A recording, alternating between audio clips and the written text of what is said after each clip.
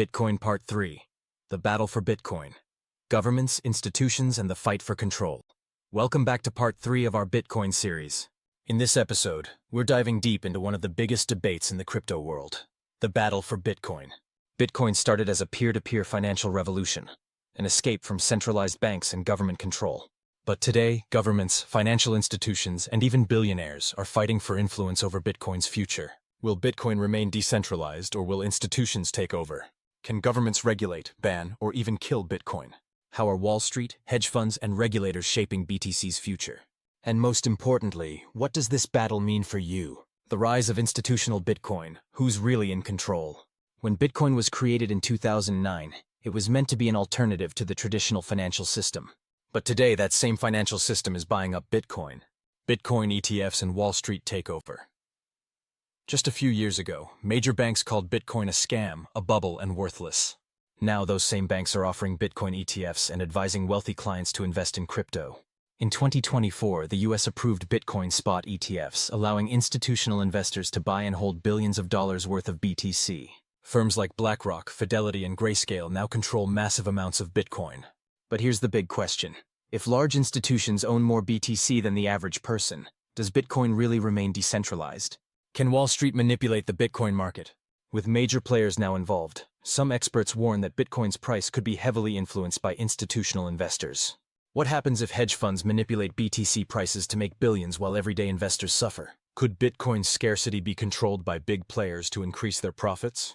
The irony? Bitcoin was created to remove power from the financial elite, but now they are taking over one Satoshi at a time. Governments versus Bitcoin, the global regulatory war. While institutions are embracing Bitcoin, governments around the world are trying to regulate or even ban it. The US and the SEC's crackdown. The SEC and Chairman Gary Gensler have been aggressively targeting crypto, going after exchanges, DeFi platforms, and stablecoins. While Bitcoin has been classified as a commodity, not a security, new tax laws, anti-money laundering policies, and stricter regulations are making it harder for people to use BTC without government oversight. Could governments introduce new laws that force all Bitcoin transactions to be monitored? China's Bitcoin ban and why it failed. China banned Bitcoin mining in 2021, wiping out nearly 50% of the global Bitcoin network overnight. Many thought this would be the end of BTC. But instead of dying, Bitcoin miners relocated to places like the US, Kazakhstan, and Russia, proving that Bitcoin cannot be easily stopped. Bitcoin's decentralized nature means that even if a government bans it, the network keeps running. The rise of CBDCs, a threat to Bitcoin? Many countries, including China, the US, and the EU, are developing central bank digital currencies, CBDCs, government-controlled digital money. With CBDCs, governments can track, freeze, and control every transaction. Could CBDCs be used to replace Bitcoin and eliminate financial privacy forever?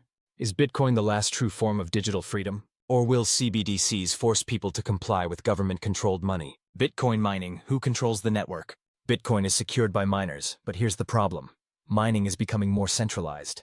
Mining pools control over 65% of the network. A handful of large mining pools now control a majority of Bitcoin's hash rate, meaning that power is concentrated in a few hands.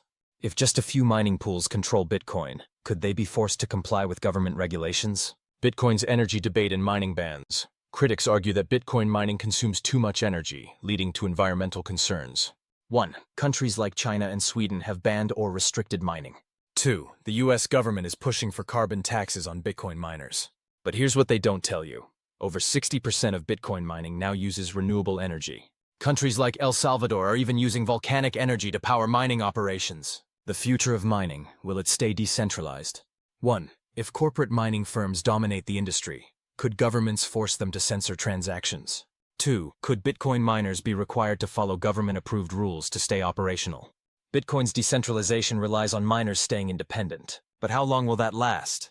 Bitcoin's future, the final battle. Bitcoin is now at a crossroads.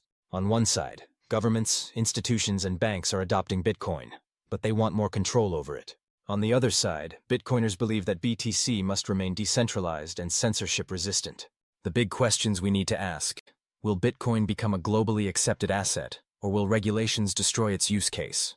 Can self-custody survive in a world where governments demand total financial surveillance?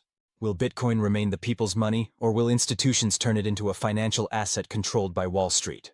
No matter what happens, Bitcoin's future will be shaped by those who use it, mine it, and fight to keep it decentralized. Final thoughts. Is Bitcoin still freedom money? Bitcoin started as a revolution against centralized financial control. But today, governments, corporations, and powerful institutions are trying to shape its future. Will Bitcoin remain a tool for financial freedom, or will it become another asset controlled by the elite?